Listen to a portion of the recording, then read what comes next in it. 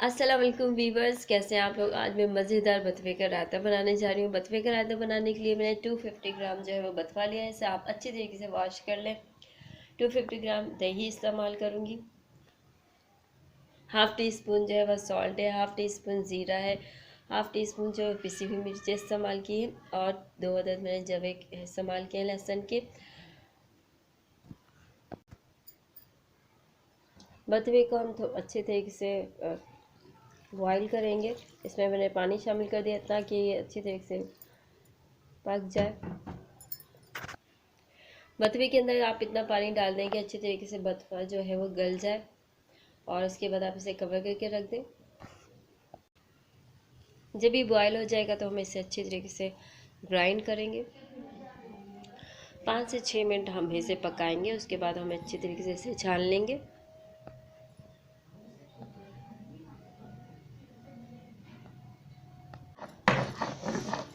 चलिए जनाब, अब हमने बथवे को सिल पर अच्छी तरीके से ग्राइंड कर लिया। इसमें हम लहसुन के जवे, ज़ीरा, इन दोनों को डाल के मिक्स कर लेंगे, पीस लेंगे। पिसी हुई मिर्चें शामिल करेंगे। इन सारी चीज़ों को डालकर हम इसे पीस लेंगे। बथवे में हमने ज़ीरा, लहसुन और नमक मिर्च डालकर अच्छी तरीके से इसे ग्राइंड कर लिया है। अब इसे हम थोड़ा सा दही में शामिल करेंगे और इसमें को ज़ीरे का बघार लगाएंगे। इसमें जितना हमें ज़रूरत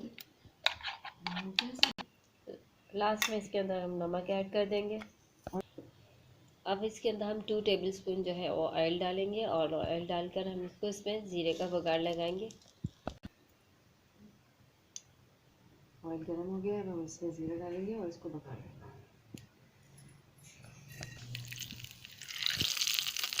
धीरे से इसको बुखार लगा देंगे।